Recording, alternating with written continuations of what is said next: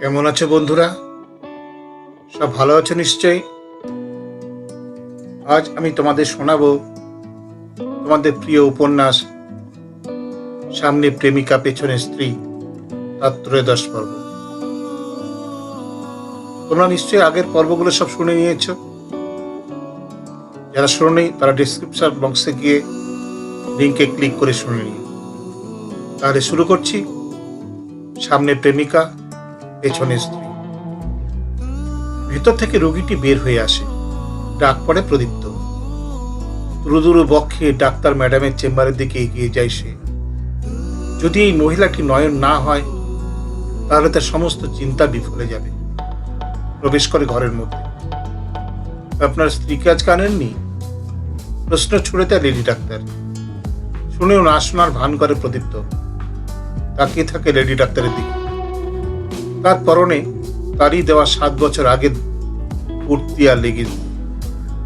চাকরিতে জয়েন করার 6 মাস পর স্পেশাল ছুটিতে সে তাকে কিনে দিয়েছিল প্রদীপ্ত।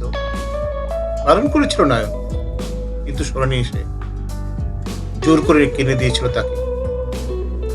আপনাকে আমি কিছু প্রশ্ন করছি, তবুও নিরুত্তর প্রদীপ্ত। আপনার শরীর এখন কেমন আছে? লেডি ডাক্তার পুনরায় প্রশ্ন করে। কি ব্যাপার, কোনো উত্তরই তো দিচ্ছেন না। কি হয়েছে? কি কিছু বলছেন আপনি আমাকে? যা বাবা, এত কথা বললাম, আপনি কিছুই শোনেননি?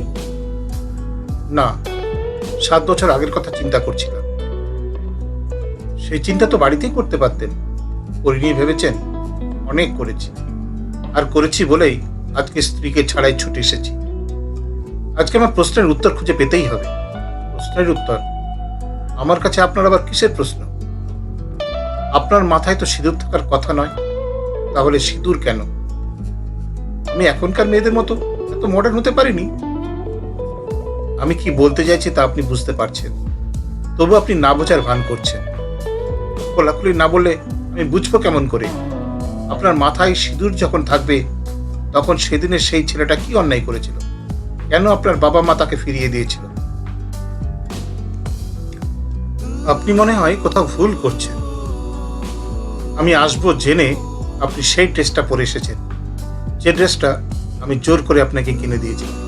তবুও বলবেন আমি ভুল করেছি? আমি আপনাকে বিরক্ত করব না, শুধু আমি শুনবো সানিয়া আফরিন থেকে আপনি কি করে নয়নতারা সেন হলেন। নয়নের চোখের কোণে জল, সেটাকে আঁচল দিয়ে মোছে। সেটা শুনতে গেলে যে তোমাকে আমার কোয়ার্টারে যেতে হবে প্রদীপ্তদা। আমি শুনতে চাই।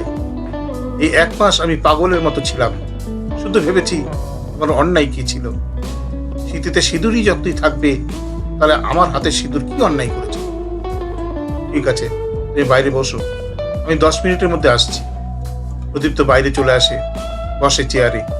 মনের মধ্যে কিছু আবিষ্কারের আনন্দ যেন খুঁজে পাই সে। আজ সব উত্তর সে পাবে। প্রায় 15 মিনিট পর নয়ন ইশারায় তাকে ডেকে নিয়ে লিফটের মধ্যে প্রবেশ করে। বেশ সাজানো গোছানো নয়নের 2টো ঘর, কৃত্রিম ফুলে ভরা চারিদিক। প্রদীপ্তকে বসিয়ে রেখে নয়ন ফ্রেশ হতে বাথরুমে ঢোকে। ঘরের চারিদিকে দেখতে থাকে। হঠাৎ নজরে পড়ে কাচের আলমারির একটা তাক। সেখানে বাঁধানো অবস্থায় আছে তারই সাথে ঘোরা কিছু মুহূর্তের ছবি। মনে মনে ভাবে, এগুলো এখানে রেখেছে কেন? নয়নের স্বামী যদি দেখে ফেলে তাহলে তো সর্বনাশ হয়ে যাবে। নয়ন বাথরুম থেকে বের হয়ে আসে। এই ছবিগুলো ওখানে রেখেছো কেন? তোমার স্বামী যদি দেখে ফেলে? পাগলের মতো এক বিভৎস হাসিতে ঘর ভরিয়ে দিয়ে বলে, স্বামী? স্বামী থাকলে তো দেখবে। তোমার কথা আমি কিছুই বুঝতে পারছি না। আমি যতদূর শুনেছিলাম, তোমার পাড়ার নবীজির ছেলের সাথে তোমার বিয়ে হয়েছিল। সেই খবরও রেখেছিলে তুমি? তাহলে তারপরে কেন আর খোঁজ রাখোনি? এর পরেও খোঁজ রাখা কি ঠিক হতো বলো? কোনো মানুষ যখন জেনে যায় মৃত্যু তার সামনে দাঁড়িয়ে, সে যদি প্রশ্ন করে, ডাক্তারবাবু আমি বেঁচে উঠবো তো? তুমি কি তার চোখে চোখ রেখে বলতে পারবে আপনি বাঁচবেন? বাহ, সুন্দর বললে তো প্রদীপ্তদা। আমার মনের কথাটা তুমি গুছিয়ে বলে দিলে। আমারও একই অবস্থা হয়েছিল জানো প্রদীপ্তদা। বেঁচে থাকার সমস্ত ইচ্ছাটাই আমি হারিয়ে ফেলেছিলাম। কিন্তু তোমার দেওয়া উপহার যখন আমার হাতে এসে পৌঁছালো, তখনই আমার নতুন করে বাঁচার ইচ্ছা জাগলো। ভাবলাম তোমার এই উপহার নিয়েই আমি বেঁচে থাকতে পারি। আমার দেওয়া উপহার মানে নেটে চান্স। 100 জনের মধ্যে নাম ছিল আমার। এই নিয়ে শ্বশুর বাড়িতে শুরু হলো গন্ডগোল। কেউ মেনে নিতে পারলো না। আমার বাড়ির লোকেরাও ওই বাড়ির তালে তাল মিলিয়ে আমাকে ডাক্তার হতে বারণ করলো। তখন শুধু তোমার কথাই মনে হতে লাগলো, কেন সব ছেলেদের মন তোমার মতো নয়। তারপর কি হলো? দুটো অপশন আমার সামনে দিয়ে দিল, হয় সংসার নয় ডাক্তার। তোমাকে সামনে রেখেই মনের জোর বাড়িয়ে নিলাম। তালাক মানে ডিভোর্স দিয়ে দিল আমাকে। কি বলছো তুমি? অবাক হচ্ছ? অবাক সেদিন আমিও হয়েছিলাম আমার স্বামীর ওই ব্যবহারে। যে আমাকে উৎসাহ দেবে সেই কিনা প্রতিবন্ধকতা সৃষ্টি করছে।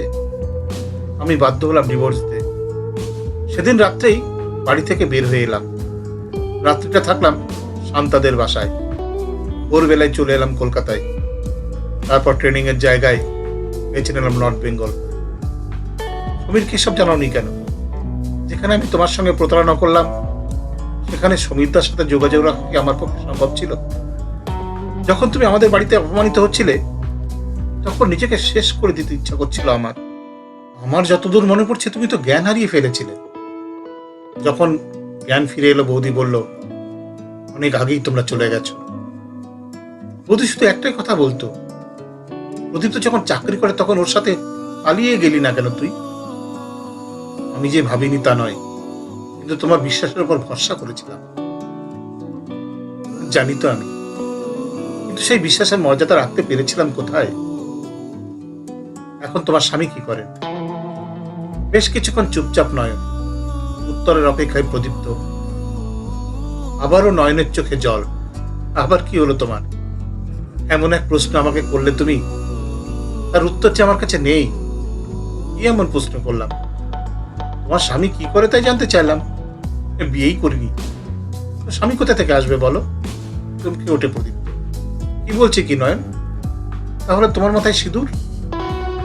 সে অনেক ইতিহাস, সেটা না হয় অন্য একদিন শুনো। আজ তোমার কথা বলো। আমার কথা? সেটা যত কম বলা যায় ততই বোধহয় ভালো। 15 দিনের ছুটি 3 দিনে শেষ করে যখন অফিস জয়েন করলাম, সবার অবাক হয়ে গেল। অফিস কলিগদের হাজার একটা প্রশ্নের উত্তর দিতে দিতে ক্লান্ত হয়ে একসময় ডিসিশন নিলাম, চাকরিটাই ছেড়ে দেবো। কিছুতেই ভুলতে পারছিলাম না তোমাকে। মনের কথা বলার মতো কেউ নেই। তুমি তো জানো সবার সাথে মনের কথা আমি শেয়ার করতে পারি না। তুমি কি চাকরিটা ছেড়ে দিয়েছিলে? সেটাও পারলাম না। হঠাৎ একদিন সমীর ফোন করলো। ওকে বলতেই ও আমাকে বিভিন্নভাবে বোঝাতে শুরু করলো। চাকরির বাজার কতটা খারাপ সেটা আমাকে চোখে আঙুল দিয়ে বুঝিয়ে দিল। তখনও ও চাকরির চেষ্টা করে চলেছে, কিন্তু আমি যে হাঁপিয়ে উঠেছি। এরই মধ্যে আমার ডিভিশনের যিনি ম্যানেজার ছিলেন, তিনি চেঞ্জ হয়ে এক লেডি ম্যানেজার নিযুক্ত হলো। আমার চেয়ে 2-1 বছরের বড়, জাতিতে মুসলমান। তোমার প্রতিচ্ছবি ওর মধ্যে দেখতে শুরু করলাম। হয়তো দেখতে তোমার মতো ছিল না, তবুও কেন যেন ভালো লাগতে শুরু করলো। উনি কি অবিবাহিত ছিলেন নাকি? না না, বিবাহিতই। তাহলে ওর সঙ্গে সম্পর্ক? আরে আগে শোনো, শেষ করতে দাও। ওর সাথে ক্লোজ হতে চেষ্টা করলাম, কিন্তু প্রচন্ড অহংকার ছিল ওর। কোনো ছেলেদেরকেই তেমন পাত্তা দিত না। আমরাও ডিসিশন নিলাম কাজের বাইরে কেউ পাত্তা দেব না। মনটা আমার আস্তে আস্তে ঘুরতে শুরু করলো। কিন্তু একদিন আমাকে ওরা চেম্বারে ডেকে পাঠালেন। আমি গেলাম। আপনি কি এই টিমের লিডার? পরিচালনা করেন? লিডার বুঝি না, আমরা সবাই দলবদ্ধভাবে কাজ করি। কেউ সমস্যায় পড়লে সবাই সকলকে সাহায্য করি। আমার সমস্যায় ওরা আমাকে সাহায্য করে। আমি প্রবলেমে পড়লে কি আপনি আমাকে সাহায্য করবেন? সাহায্য করব না এই ধারণাটা আপনার মনে এলো কেন ম্যাডাম? আমরা সকলেই এই কোম্পানির ওয়েল উইসার। অতএব আমাদের সকলকেই মাথায় রাখতে হবে, কোনো পরিস্থিতিতে কোম্পানি যেন কোনো ক্ষতি না হয়। বা আপনি দারুণ কথা বললেন তো। ওই জন্যই আপনার কলিগরা সকলেই আপনার এত ভক্ত, আপনার সব কথা শুনে চলে। আপনি কি কোনো সমস্যায় পড়েছেন ম্যাডাম? আপনাদের গত মাসে স্যালারি শিট নিয়ে সমস্যায় পড়েছি।